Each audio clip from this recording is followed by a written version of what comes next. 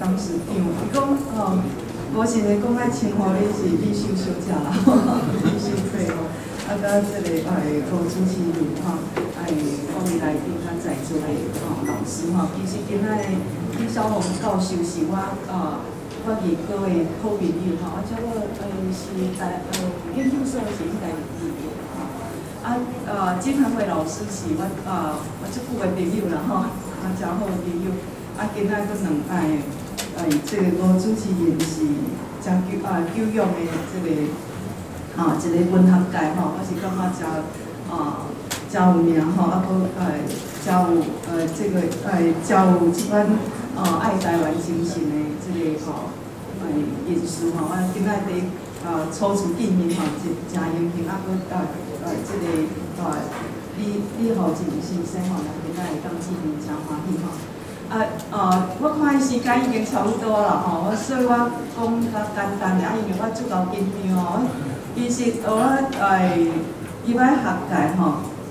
第一件就是惊上课，第二件就惊演讲，所以我其实真紧张。尾啊听迄个李小龙教授讲。时间无够，迄当时也是我会笑你啦。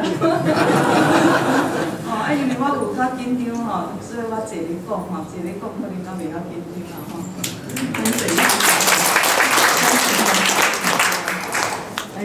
今仔甲拄仔即个主持人讲伊高中爱当时看即个你是哪YouTube的15岁，15岁吼。其实我知影金明若先生吼，即个金恒伟老师的即个准翁吼，我是看即个《三岛由纪夫》的金德式啦，迄当时看见哦，我对真崇拜《三岛由纪夫》啊，尾啊《三岛由纪夫》的所有吼有看见的我拢有看吼，佫电影尾啊若是有好看吼，所以我感觉即个金恒伟老师的准翁吼，其实对咱台湾的文化也是真有贡献吼。另外今仔即个，因为我想时间我也讲10分钟吼，可能咱会当时间聊聊佫补转来啦吼，所以我尽量讲甲简洁一下吼。讲今仔来我拄仔听李教授甲金老师咧讲的是，我其实学习着足侪物件哈，因为我感觉虽然我是一个是算讲历史研究者，台湾史的研究者，但我毋敢讲我是专家啦吼，因为我逐日拢去学习咱台湾的历史吼，足侪代志我其实拢毋知影吼，会当讲到即个年纪逐日拢刚好有去学习吼，即款心情我是感觉袂歹吼，拄仔听李教授讲，我是讲我对人一个人安怎思想安怎变化，安怎起变化，尤其咱是伫即个东方的体制之下，安怎起变化，即点我真有兴趣。拄仔听吼是我感觉足有心得吼。另外丁老师若讲因的家庭的背景吼，伊安怎看咱即个看即个国强的斗争吼，甲即个台湾的即个中国的体制吼，我就感觉学习了真侪吼。讲到李老师即本册吼，我前边我是一个伫即个场所吼，因为我迄边有另外有代志吼，即个时代318运动吼，参加学生因举办一个318运动口述历史的即个发表会吼，其实是甲workshop啦工作会吼，邀请我去本来就早邀请我去学因做一寡交流，但迄个佫拄着玉山社要办，伫即个所在办即个蒋玉莹先生的新书发表会吼。蒋先生是我的真正老朋友老朋友哦，90几岁啊吼。伊透早佫敲电话叫我一定爱来，所以我尾也赶来的时候，我听到李教授后一句毕竟我上印象上深就是欧阳伦先生迄相片吼，迄当时感觉真感觉一种即个悲伤的感觉啊，因为欧阳伦先生是阮同年啦，伊是即个陈定波先生的学生我捌见过伊伊捌甲我讲有时间来台湾交际啦来但尾后无即个机会吼，尾后就听讲伊过身吼，所以已经看到即个相片，感觉哦，一个世代人已经慢慢消失咯，即种心情无啥会。我过去做一寡领域吼，接受的拢是比较大，比较受日本教育即个前辈吼，我做过台籍日本兵的研究吼，若做过日本时代公学校的即个教育研究，我去访问的人渐渐拢离开咱即个社会吼，咱即个世间，即点我有影想啦，感觉感觉有一种悲伤的感觉，但是另外一方面，我是感觉讲，无定这是阮做历史的人一个责任吼，甲咱过去的历史尽量用咱这个学术的方式、学术的方法来表达出来吼。即摆我搁讲差不多3分钟啦吼，免甲我摇摆吼。3分钟咱就会当算讲时间会当搁较袂较变吼。即摆我就来讲我即本台湾少年台湾史即本册吼，我真感谢李秀小姐伊邀请我去即个历史斗阵的节目来和听友来做一寡意见的交换吼。即个搁替我推销啦吼，真感谢吼。即本册其实是会当讲意外的产品嘛，因为我本来是伫中央研究院南港迄个中央研究院服务，伫2002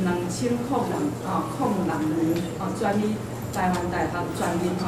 因为我受兼任，但是我来去台大专任。当时我有一个即个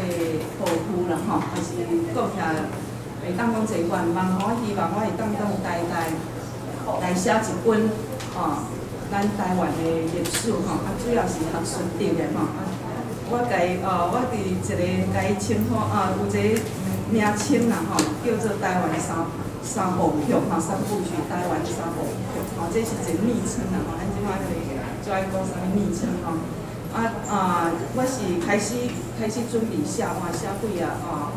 头前即个早期的台湾历史开始写吼，但是尾2009年。咱即个高中历史9法考纲的问题逼出来嘛吼，咱9法考纲去有即个教育部到迄当时的新的教育部去讲真正甲你诱乱就袂当用所以我是感觉安尼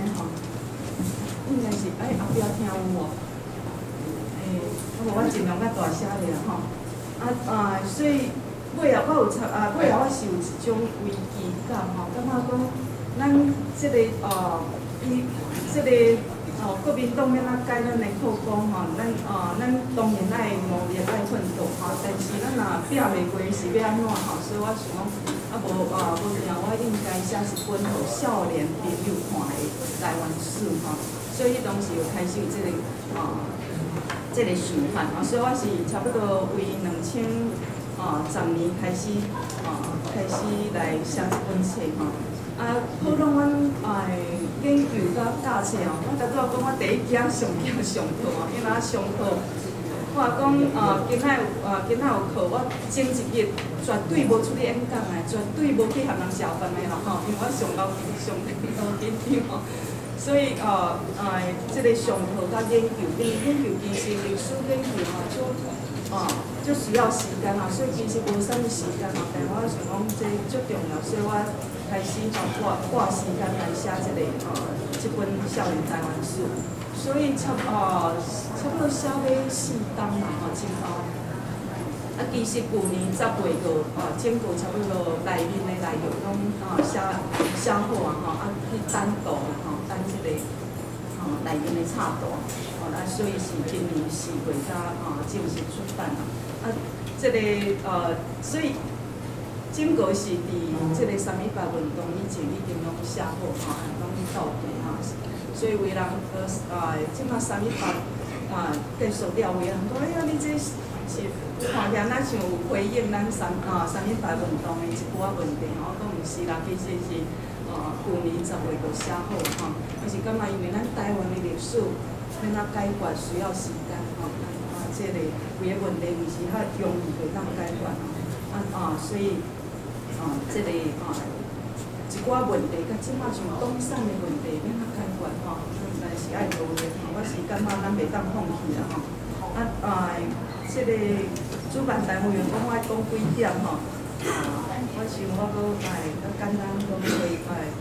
吼。历史的你写历史其实无简单吼，尤其你写互少年人看吼，因爱互因看会入去。但是我感觉讲历史其实有一寡足严肃的问题，咱袂当讲多错袂当因为讲你互少年人看，咱就无处理重大的历史问题所以这本册其实内面处理足侪重大，我认为啦我认为重大重要的这个咱台湾历史的问题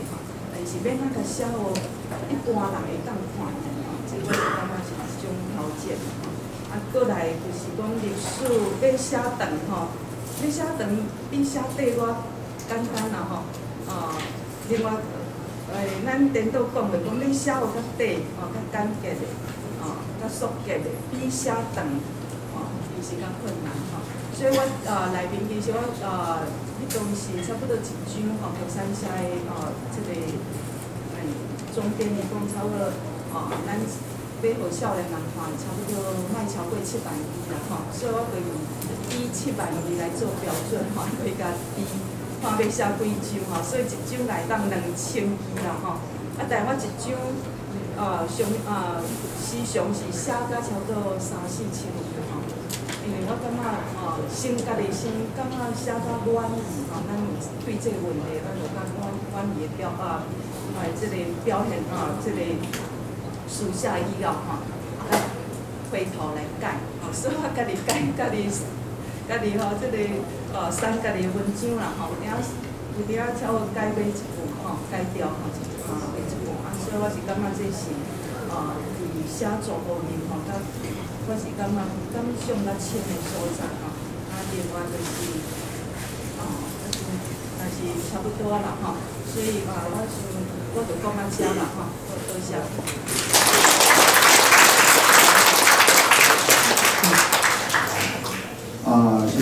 谢谢周婉玲教授第一次来参加这个绿洲的这个书友会。那么简于晏议员本来今天要来，因为他现在急着在选举，所以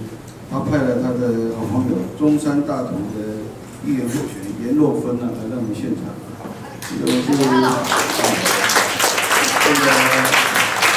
要当议员的人多念书是好的啦，要不然只是赖来赖去这个不是知识那么谢谢颜议员那么这2、3年以前，其实现在你在租片店还租得到一部很动人的影片，叫做《南极大陆》。这南极大陆是日本的东宝公司的成立不是 NHK 还是东宝几周年的这个成立的大片。那个大的不是大片，是那个不是马英九那个大片，重要的片。那么南极大陆描写二次大战结束的时候，日本的整个民心因为战败整个崩溃。那么这个时候有一个机会就是全世界10几个国家要到南极大陆去探险。那么日本竟然有一个教授叫做鸟居铁也，他说我们日本应该去参加这场探险。那日本的政府这个财政下是他的好朋友。他说日本已经穷成这样子，我们怎么有条件去南极探险？我们只有一艘很旧的船，怎么去探险？他说这跟振奋民心有关系。那么这个鸟居铁也是谁？鸟居铁也后来我在念历史的时候，在研究屏东平原的田野工作的时候，我吓了一大跳。鸟居铁也就是屏东二丰郡的非常伟大的水利专家，叫做鸟居信平的儿子。那么鸟居铁也呢，是在台湾成长到16岁才回东京去。那么他的鸟居信平是谁呢？鸟居信平就是八田与一的学弟。他们的老师是谁呢？他们的老师叫做上野英三郎，就是那个中八的那个教授，那部电影的教授。那条狗他去东京大学上课，送他到火车站，突然，然后他去上课的中途突然中风死掉了，那个狗一直等他，等到老了死掉了，大家看了很感动，给他在这个车站里面啊，给他设了一个铜像，现在还在那边嘛。那个殷三郎有2个得意的水利工程的弟子，一个就是八田鱼，一个就是鸟居信平。鸟居信平就是做现在屏东平野到台东，后来我发现他的记录了，到台中、台东、屏东平野的很重要的所有水利工程都是他做的。他和八田鱼差别在哪里？八田鱼是做一个非常大的浩大的工程，就是嘉南大圳。但是鸟居信平现在所做的所有的水圳，到现在都不用任何一滴电，任何一点东西，他用完全生态的方法，把水库建在河川底下。我去过走到他的水圳里面，真的是奇迹呢。从上面一直走到河的中央，在河的中央取水。那么这个是鸟居信平。他在台湾一直奉献到63岁才回东京，眼睛做田野已经快瞎了。回到东京，刚好那个东京崩溃掉，他又出去帮人家重建这些东京的公共建设。然后有一天中午回来的时候，被门板扛着回来，中风过世了。这是鸟居信平这么伟大的一个人，连日本人都不知道。然后他的水利工程到现在都还在嘉惠着屏东、平原和台东。那么他的儿子就是鸟居铁也，鸟居铁也所拍的电影，他所写的电影就是讲鸟居铁也到南极大陆的事情。那么那个故事呢，就是从北海道找了一群日本的寒地犬，为了要到南极大陆去，带那一群狗到南极大陆，结果他突然碰到天气的变化，他把那群狗只好丢弃在南极大陆。但是回来以后，他非常的内疚。到每一家人去道歉，说我把你的狗借去了，但是我没有把它带回来，大家都骂他的叛徒，他叛徒，把我的狗借去，狗最忠实的你抛弃它，所以呢，他很内疚。第2年再回去，那一群狗死到剩下最后2只。那么这个故事后来好莱坞再把它改编成另外一部电影，同样的故事，这就是鸟居铁也，就是南极大陆。那么他在3年前本来要来台湾，讲好要来台湾。就重感冒没有来，第2年他就来不成，他就过世了。然后我和他的孙子叫鸟居彻，现在是东京大学非常有名的教授，他是微型电脑，就是机械人的权威。所以鸟居家3代呢都是了不起的学者和了不起的实践者。那么今天讲到南极大陆，当时的日本人也像今天的台湾人一样，南极大陆和我们有屁关系啊？都不有。南极大陆只有冰块和汽油，和我们有什么关系啊？但是事实上，他们就有这么深远的想法，所以现在变成日本是南极大陆里面重要的这个非联国之一。那么我就请我们的企鹅先生来给我们讲一讲李厚进先生，给我们讲一讲他写的《南极大陆》这本书的过程。